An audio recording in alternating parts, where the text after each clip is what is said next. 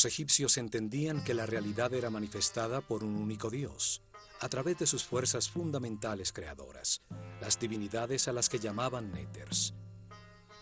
El mundo físico era dirigido por el faraón, que representaba el nivel de conciencia alcanzada por el hombre durante su reinado.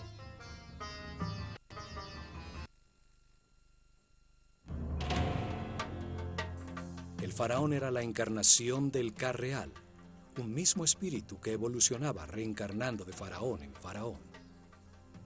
Esto lo convertía en una divinidad intermedia entre el hombre y Dios, encargado de conservar y perfeccionar el orden en el mundo físico egipcio.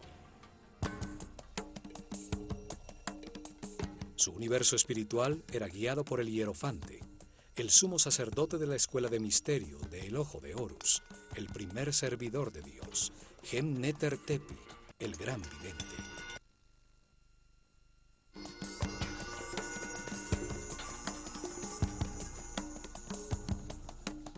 Su símbolo era una serpiente con 2 piernas y el disco solar en la cabeza, la imagen de la eternidad, la sabiduría y la regeneración física.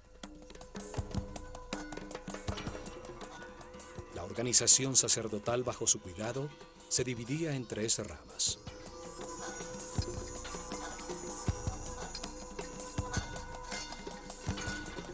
La primera se encargaba del conocimiento verificado.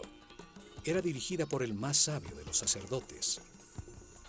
La segunda rama se encargaba del arte y los rituales. La tercera rama era la encargada de la administración de los templos.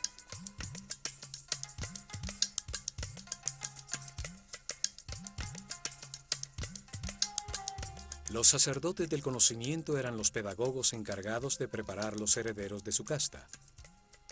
Ellos transmitían las verdades heredadas desde los orígenes de la escuela de misterios en la desaparecida civilización atlante. Verdades ya verificadas sobre el funcionamiento del universo. El conocimiento en el mundo egipcio era transmitido exclusivamente a los iniciados de la escuela, que demostraban con pruebas y actitudes ante la vida que podían recibir la sabiduría y no hacer mal uso de ella.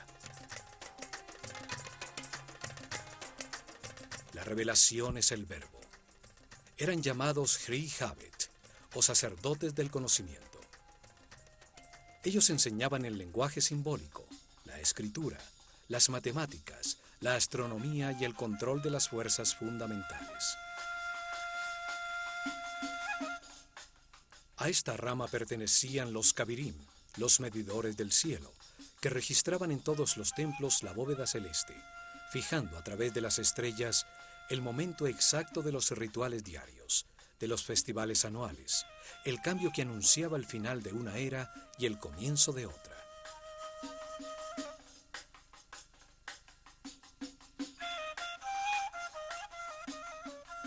La segunda rama se encargaba de producir las obras de arte, del diseño arquitectónico y la construcción de los templos, de la dirección de los talleres donde los iniciados, ayudados por artesanos del pueblo, fundían las esculturas simbólicas. Estos sacerdotes creadores diseñaban y supervisaban las tallas en los muros de los templos.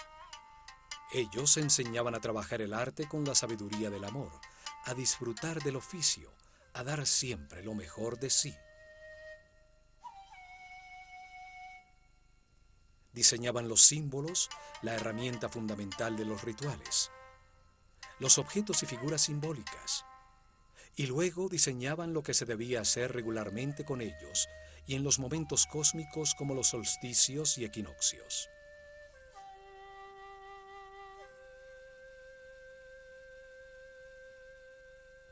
Diseñaban los rituales, lo que debía percibirse a través de las sensaciones en un recorrido espacial sin intervención de la razón. Las acciones necesarias para producir seguridad en el pueblo y generar una energía especial en los participantes. El ritual inducía a los sacerdotes de la escuela de misterios del Ojo de Horus de autoridad ante el pueblo, utilizando el control de lo intuitivo, de lo que percibía un ser humano sin importar su preparación o su nivel de conciencia. Diseñaron cuidadosamente qué percibían los participantes. Los sonidos, las palabras, los olores asociados como el incienso, sus cabezas rapadas y sus blancos vestidos que denotaban limpieza, los collares de flores y las barcas doradas en las que cargaban los símbolos de su relación con Dios.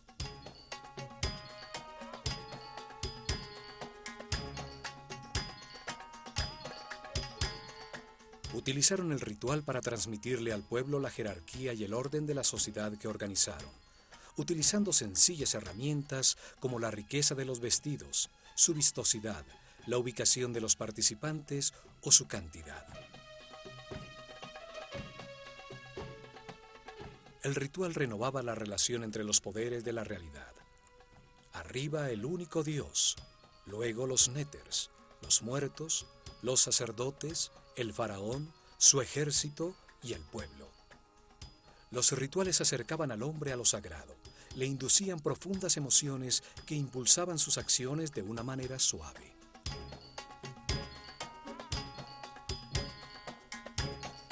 La tercera rama administraba el día a día en todos los templos. Organizaban los cultivos, el recibo de los suministros, la preparación de las comidas, la limpieza de todos los recintos en una sociedad comunitaria. Utilizaban en su base un grupo de sacerdotes temporales llamados los Wab, los puros, hombres del pueblo que durante un mes al año servían en los templos, haciendo las labores diarias menores para luego retornar a sus actividades habituales.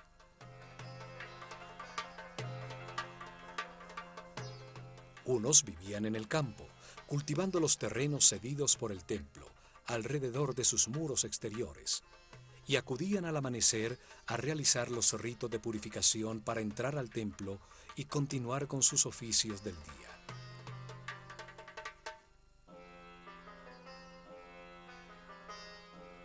Otros vivían en el pueblo alrededor del templo y trabajaban el resto de su tiempo en la administración estatal. Carpinteros, obreros y albañiles reparaban y ampliaban al templo siguiendo esta modalidad de trabajo temporal rotativo. Este sistema de rotación permitía que muchos miembros de su sociedad participaran en los ritos y cultos desde el interior mismo del templo, y así entender al pueblo que los trabajos comunales los beneficiaban a todos. Las tres ramas convergían en los templos, los sitios donde se organizaba el orden, el Ma'at, la búsqueda del equilibrio armónico temporal. Allí el hombre se sumerge en el espacio sagrado orientado al cosmos, registrando su permanente movimiento.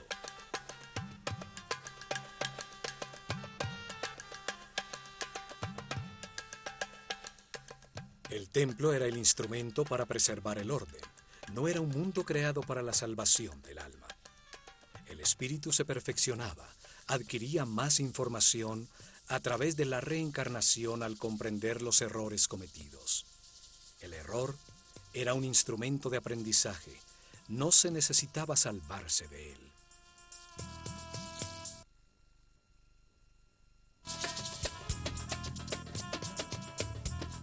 El templo era el sitio donde se encontraban las dos fuerzas fundamentales, la fuerza del caos y la fuerza del orden. Allí se lograba el equilibrio necesario, la armonía que conduce al perfeccionamiento de todos los individuos de su sociedad.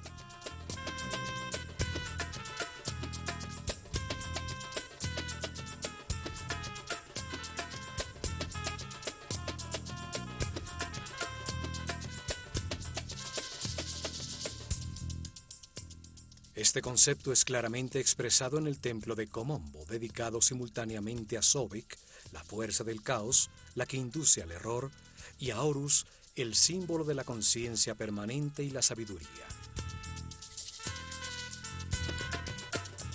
En este templo los iniciados de la escuela comenzaban su perfeccionamiento espiritual. Aquí llegaban a trascender el miedo y las conductas automáticas del instinto de defensa, a controlar el chakra raíz.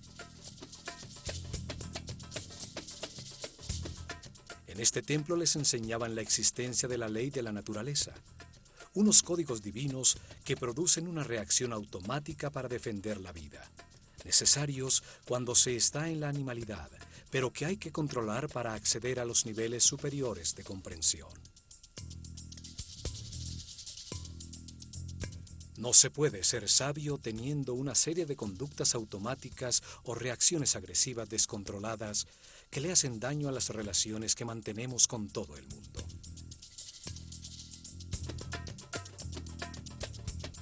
El primer nivel de comprensión terminaba cuando comprendían que la vida es eterna, que la muerte es una puerta en el proceso de reencarnaciones, cuando controlaban las reacciones automáticas de agredir para defender su vida. Lo demostraban al pasar vivos la prueba de la muerte, en el centro conceptual de los dos altares, como veremos en este programa, demostrando su audacia, seguridad y confianza ante la perfección de todo lo que sucede en el universo.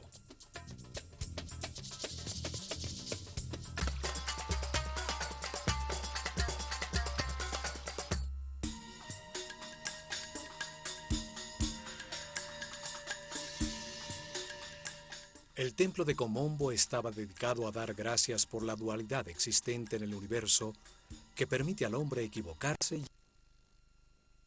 sus decisiones para producir comprensión y perfeccionamiento espiritual. Por eso estaba dedicado a dos fuerzas opuestas, representadas por Sobek, la figura simbólica de un hombre con cabeza de cocodrilo, y Horus, un hombre con cabeza de halcón, el ignorante y el sabio, el inocente y el que todo lo ha aprendido de tanto equivocarse a lo largo de 700 reencarnaciones.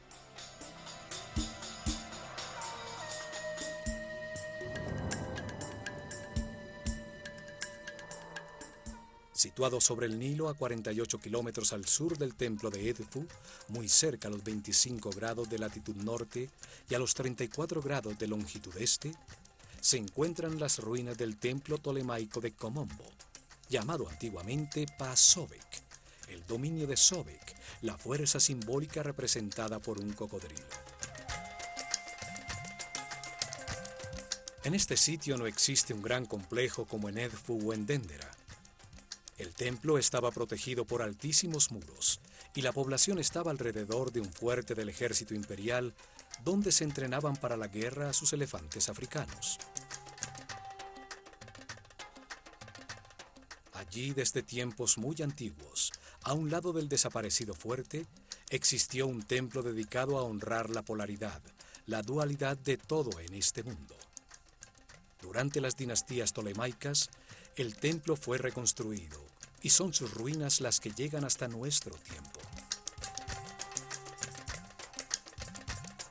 Komombo estaba orientado 43.5 grados al sureste, hacia la estrella Alfa Centauri, una estrella de la bóveda sur que anunciaba la salida del sol en el equinoccio de otoño. El templo, dividido por toda la mitad, estaba dedicado por igual a Sobek y a Horus, los dos extremos del camino de perfeccionamiento. Sobek al comienzo del camino, la ignorancia y la animalidad. Horus al final del mismo, la conciencia permanente y el fin de la rueda de reencarnaciones.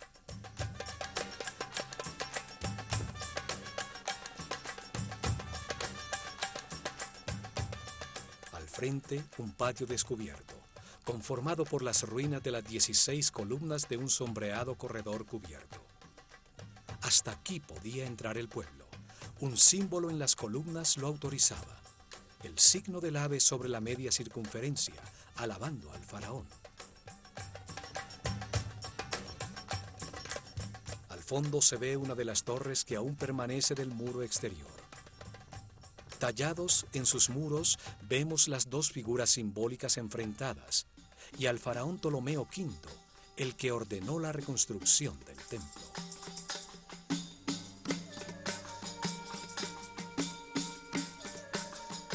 La fachada principal tiene dos accesos simétricos, sobre los cuales el decorado dintel muestra el doble disco alado, rodeado de las serpientes que simbolizan la luz en medio de la dualidad. Un muro a media altura, como el existente en Edfu y en Dendera, enlaza a 4 altísimas columnas. Una quinta columna divide las 2 puertas. El pílono cerraba el patio descubierto, permitiendo a sus visitantes vislumbrar la fachada interna desde las 2 puertas simétricas.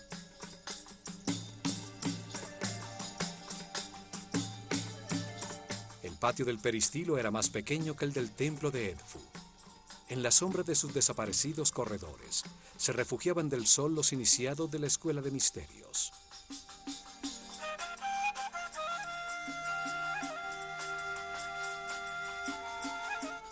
En el lado derecho del templo están los restos de lo que fue la pequeña capilla dedicada a Hathor.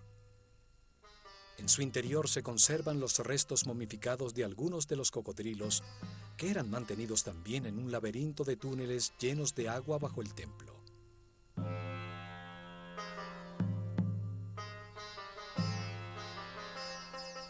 El cocodrilo es uno de los animales más duros y resistentes. Su piel es muy densa, es como el metal de los animales. Los egipcios asociaban esta dureza al máximo estado de materialización, un nivel muy lejano de la espiritualidad. Allí comienza el espíritu su camino de liberación de las limitaciones materiales a medida que va comprendiendo cómo funciona el universo. El cocodrilo simboliza la vida cuando sale de las aguas de la inconsciencia. Sale a buscar el aire que representa la conciencia. Los egipcios creían que con la primera respiración entra el espíritu al cuerpo en que se encarna. La larguísima columna vertebral del cocodrilo es un símbolo del eje de la vida en todo ser vivo. Aún la esfera del planeta tiene su columna vertebral sobre su eje de giro. Por allí se desplazan las fuerzas electromagnéticas que le dan vida y que forman un campo protector de las radiaciones solares ultravioletas alrededor del planeta, permitiendo el desarrollo de la vida y la evolución de la conciencia. Sobek, el cocodrilo, y Tuaret, la hipopótama, representaban en sus mapas celestiales a las estrellas circumpolares que, situadas sobre el eje de giro del planeta, brillan fijas por miles de noches sobre los polos.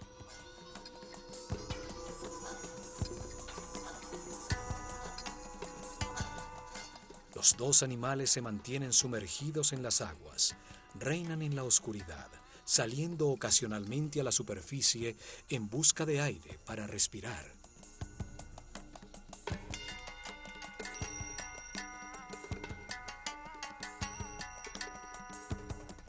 Las aguas representaban al caos, que luego renueva la vida. Las aguas del Nilo, la columna vertebral de Egipto, al desbordarse periódicamente, arrasa con todo, para luego producir el crecimiento de la vegetación y de la fauna. El caos desordena las partes, permitiendo que luego se organicen por las armonías o afinidades entre ellas que las une temporalmente. Desorden, caos, orden, armonía, ritmos que se alternan. Esta fuerza de la naturaleza, que desorganiza para renovar la vida, era reconocida con el nombre de Sobek, el hombre con cabeza de cocodrilo.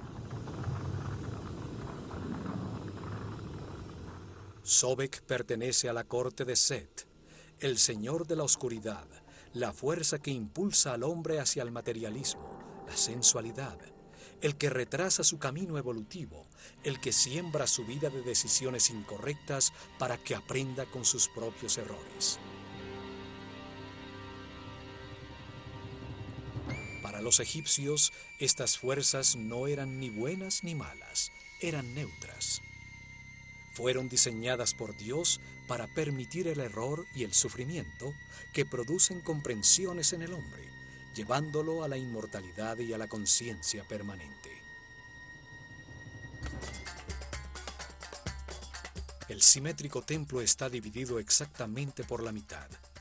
El lado derecho hacia el este está dedicado a Sobek, el lado izquierdo hacia el oeste a Horus, el comienzo y el final del camino evolutivo de la conciencia. Horus, el hombre con cabeza de halcón, sobre la que se posa un disco dorado, era el símbolo de la conciencia permanente. Representa a un hombre que todo lo ha aprendido en esta escala de la realidad, un ser inmortal ascendido en las jerarquías del universo.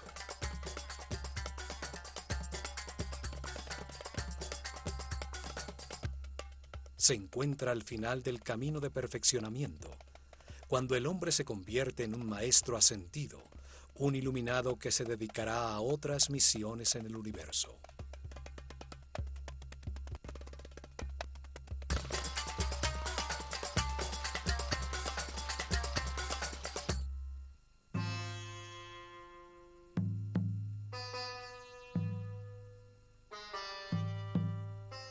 El faraón Ptolomeo VI inició la reconstrucción del antiquísimo templo y su decoración interior fue terminada bajo Ptolomeo XII, cuando la civilización egipcia estaba desapareciendo.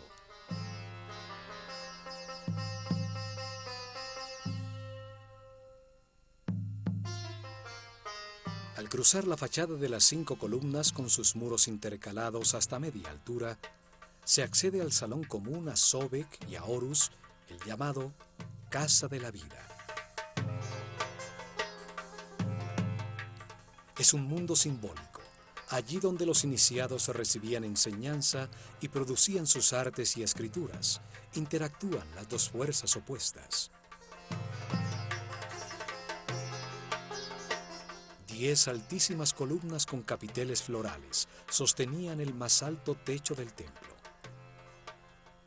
Aquí los iniciados escucharon de sus maestros que para avanzar en el camino espiritual se requiere construirse una voluntad inquebrantable.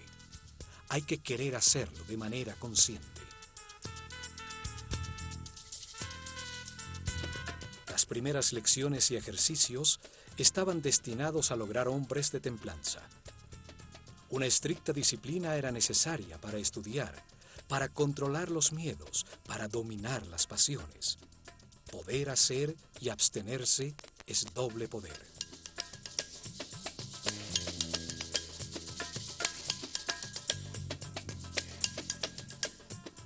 Un compromiso más allá de la muerte era establecido para mantener una discreción total, un silencio absoluto sobre las verdades reveladas. El principio hermético que garantizaba el acceso a la información solo a los merecedores de ella, a los que les correspondía escucharla.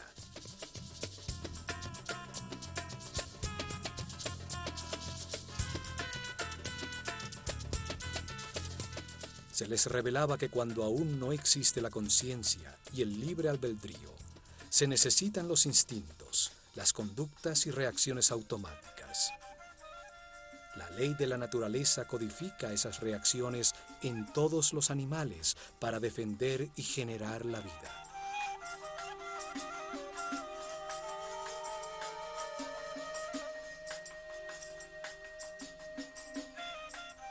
Pero cuando se nace como un ser humano y se quiere abandonar la animalidad original, hay que tomar control y conciencia. Ceder a las fuerzas de la naturaleza es seguir la corriente colectiva. Solo se obtiene el conocimiento y se evoluciona individualmente.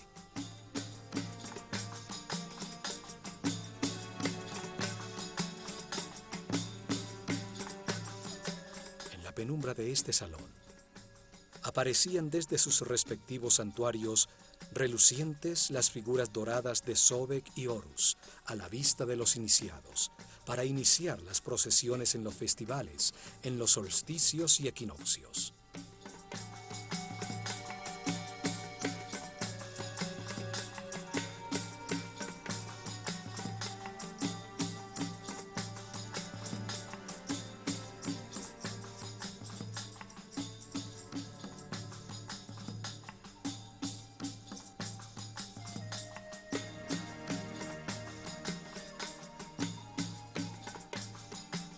La La decoración de sus muros es ceremonial.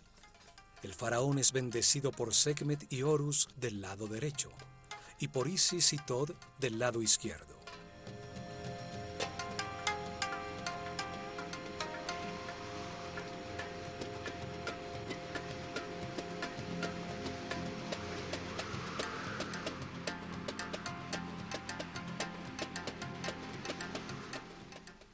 Otro mural similar existe del lado de Sobek, resaltando la igualdad de las divinidades sin importar sus condiciones polares, de buenas o malas, luz u oscuridad. Las fuerzas opuestas existen para moldear la conciencia del hombre, para que aprenda con el resultado de sus propias decisiones.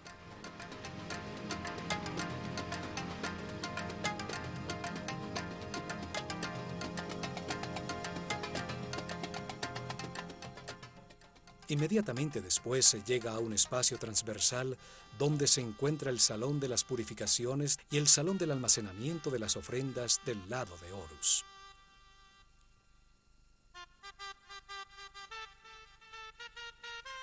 Antes de la salida del sol, los sacerdotes se bañaban en las aguas del pozo o del lago sagrado del templo, recibían el humo del incienso y mascaban natrón, una especie de sal, en un ritual diario de purificación.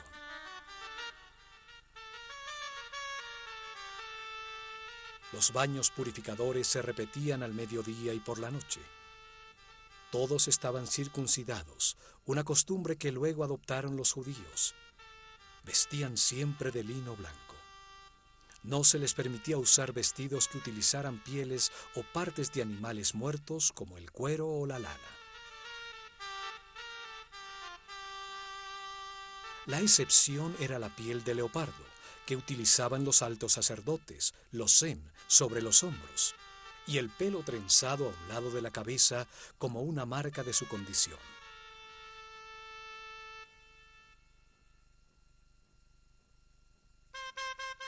En el lado izquierdo del templo existe un profundo pozo con una escalera que se sumergía bajo el agua del Nilo. Allí, en este pozo, los sacerdotes realizaban sus purificaciones matinales.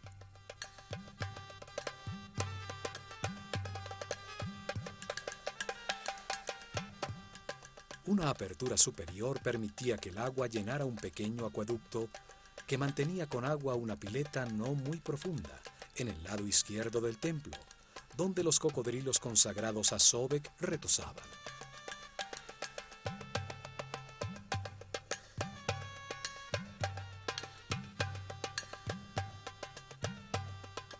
El pozo del agua servía también como nilómetro.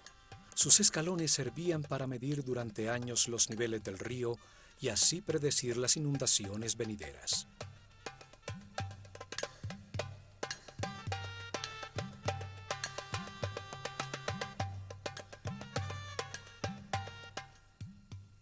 En los muros de Komombo quedaron los registros de los festivales anuales que se realizaban en todos los templos de Egipto. Las procesiones rituales que llevaban las figuras simbólicas por el río de un templo al otro, mientras el pueblo con collares de flores cantaba y bailaba.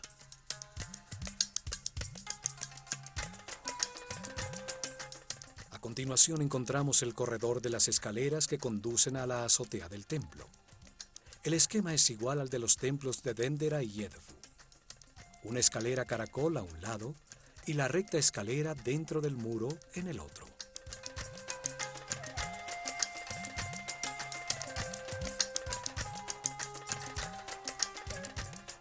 Desde allí se llega a la antecámara de los dos santuarios que tienen a cada lado un salón donde se guardaban las barcas de oro de Sobek y Horus, utilizadas por los sacerdotes para movilizar sus figuras simbólicas en las procesiones de los festivales.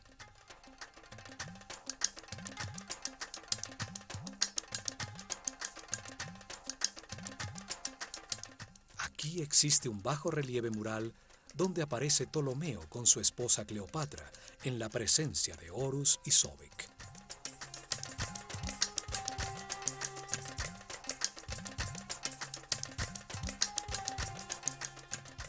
En esta antecámara se consagraban las ofrendas del pueblo. Consideraban que si no se retroalimentaba a Dios con estas ofrendas, su fuente de energía se agotaba, sobreviniendo el caos. Era una forma de agradecimiento por lo recibido y una forma de confianza por lo que vendrá. Diariamente llegaban al templo pan, cerveza, frutas, vegetales, miel, aceite, perfumes, velas, sal, natrón y telas de lino, que los sacerdotes recibían en el salón de las ofrendas, y luego colocaban en la antecámara como una manera de agradecer a Dios por su abundancia.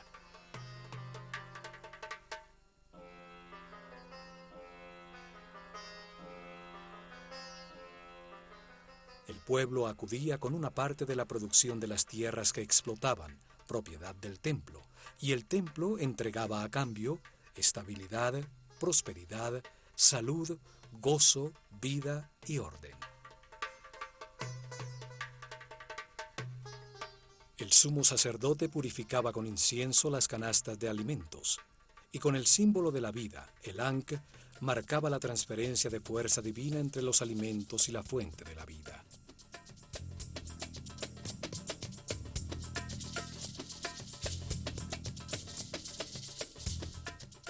Una vez consagradas las canastas con los alimentos, eran llevadas al exterior de la casa de la vida, al patio de los peristilos, donde se distribuía entre todos los habitantes del complejo religioso. Y por fin, en lo más profundo del templo, se llega a los dos santuarios, donde se encontraban los tronos que albergaban las figuras que simbolizaban los dos extremos del camino de perfeccionamiento. Los rayos del sol daban la oscuridad, permitiendo al sumo sacerdote del misticismo abrir las puertas del santuario y prender incienso en su interior. Rompía los sellos de óleo en las puertas del naos, haciendo que el símbolo divino apareciera para postrarse ante él y besar la tierra que lo sostiene.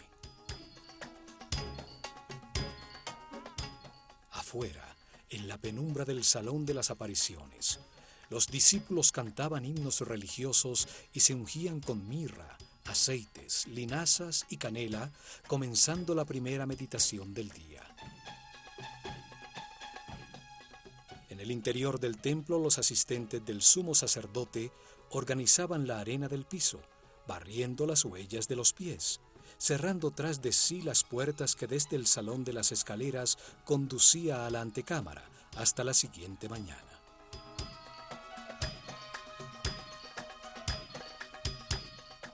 En el centro simbólico de las fuerzas opuestas, entre los dos santuarios, se encuentran los restos de un muro doble. En su interior quedaba un espacio secreto. Al lado derecho de este espacio se encontraba el santuario de la luz, y al lado izquierdo el de la oscuridad.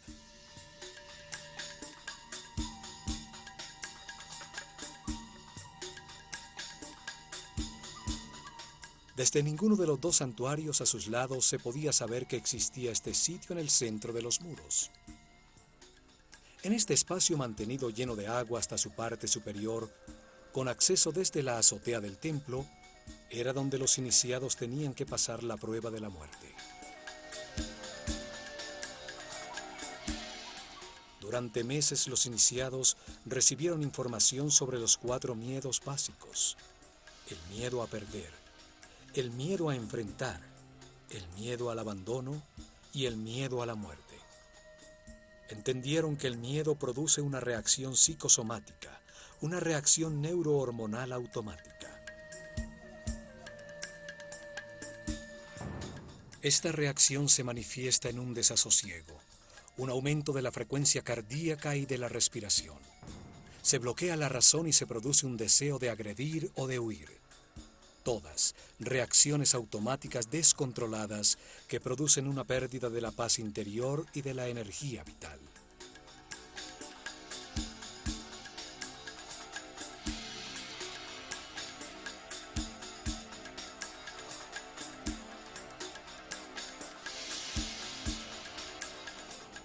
Aprendieron que el miedo es producto de una mente que se sale del tiempo presente y se va al futuro, a un tiempo que no existe, para producir un suceso imaginario en el que se pierde algo o alguien o hay que enfrentar algo. Aprendieron a disciplinar la mente de manera voluntaria y consciente, dirigiéndola con pensamientos seleccionados. Aprendieron a conservarla siempre en el tiempo presente, el único en el que se puede decidir y actuar.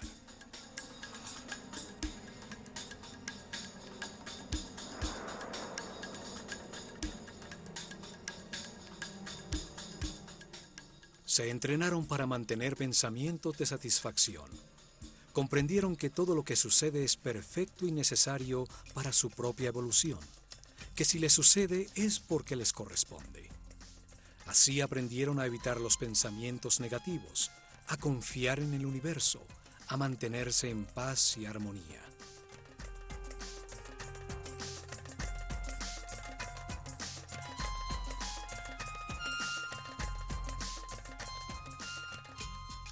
Hasta que sus maestros determinaban que era el momento de probar lo aprendido, lo ejercitado durante meses, se realizaba entonces una ceremonia individual en un salón descubierto en la azotea de este templo, frente a un rectángulo de oscura agua en el piso.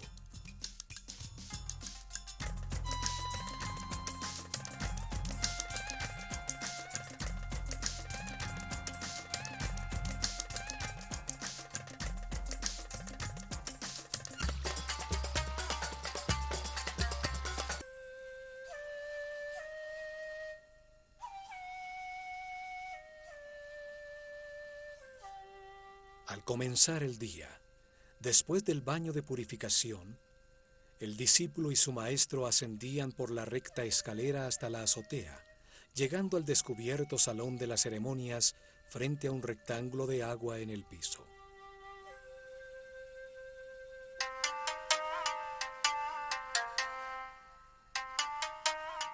Su entrenamiento lo había preparado para ser cuidadoso y consciente en todas las situaciones desconocidas, una condición necesaria para sumergirse en el laberíntico canal lleno de agua y encontrar una salida sin ahogarse.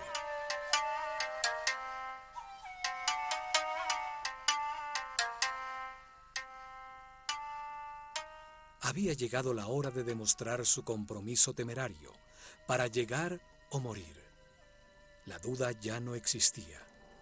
Retroceder sería precipitarse en el abismo y abandonar el camino del sacerdocio.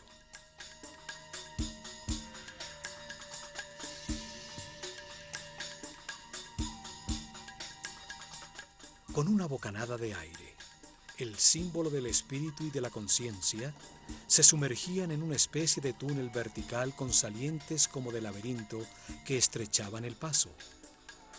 Con decisión nadaban verticalmente hasta el fondo, atravesando la apertura hacia el resplandor de luz.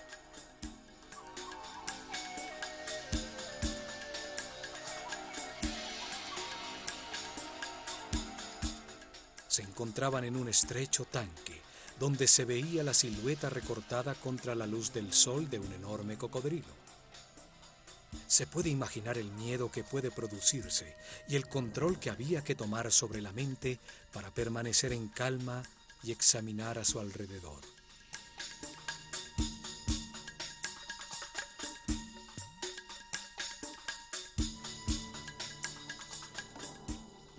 Solo así podía ver que en el fondo del tanque había una puerta muy oscura. Convencido que era más prudente eludir los cocodrilos, con fuerza se introduciría en el estrecho túnel. Muchas brazadas, y mientras el tiempo llegaría a un tubo vertical. Arriba brillaba también el sol. Ya más tranquilo, llegaba a la superficie habiendo pasado la prueba con éxito.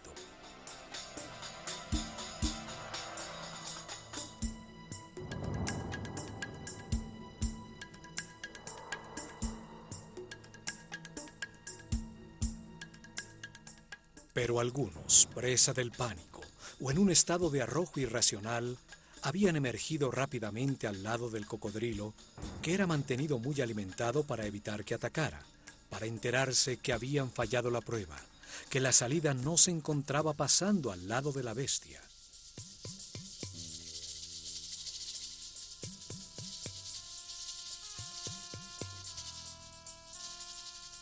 Deberían someterse a más tiempo de meditación y entrenamiento, ejercicios respiratorios para volver a enfrentarse a esta ceremonia, esta vez sabiendo que en el otro lado habría un cocodrilo esperándolo.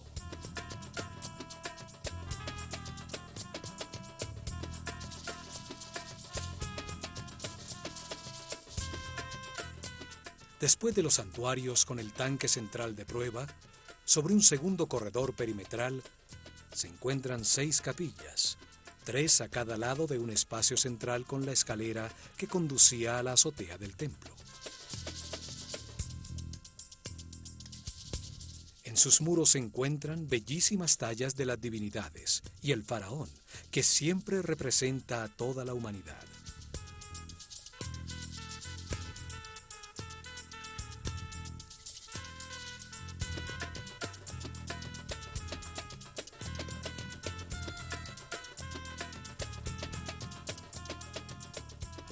En este corredor perimetral se encuentra la famosa escena donde el emperador Trajano se arrodilla ante Imhotep, el arquitecto de Saqqara, quien presenta una serie de instrumentos quirúrgicos, curetas, fórceps, sierras quirúrgicas y escalas farmacéuticas.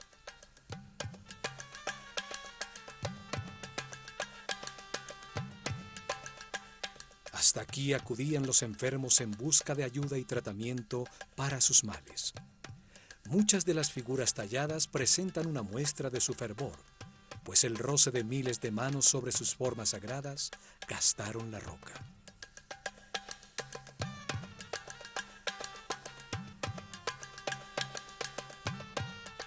En este muro también se encuentra tallada una puerta simbólica que existe en la mente de todo ser humano. Comunica desde un punto central, neutro en la dualidad, con las dimensiones superiores, el camino que utilizó el iniciado entre los 2 santuarios para avanzar al siguiente nivel de su entrenamiento.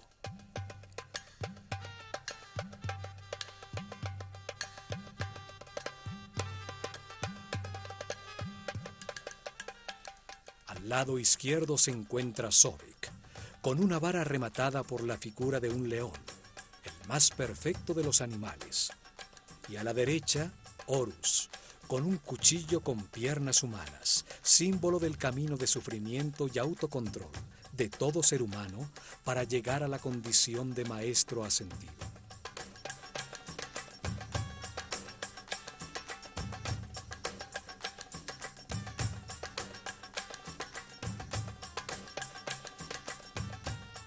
Entre los dos, un cántico de alabanza, coronado por Maat, el símbolo del orden y del equilibrio entre las 2 fuerzas opuestas, el materialismo sensual de Sobek y la espiritualidad consciente de Horus. Maat, el orden, sostiene el cielo, y a su alrededor se encuentran las figuras repetidas sobre sí mismas que simbolizan el movimiento de los 4 vientos, el león, el halcón, el toro y la serpiente de muchas cabezas, las fuerzas del destino al que está sometido todo hombre.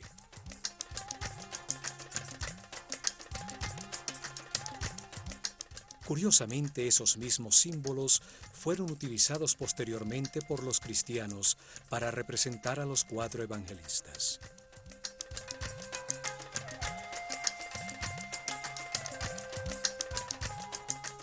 El diseño simbólico de este templo, dividido simétricamente entre la luz y la oscuridad, donde los iniciados demostraban el control de su miedo a la muerte al atravesar por un punto centro, neutro, en medio de la polaridad, deja muchas enseñanzas. Nos muestra que la realidad es el producto de nuestros pensamientos, que el control consciente de los instintos automáticos y la permanencia en el presente son la puerta de entrada a los niveles de mayor armonía, paz y felicidad.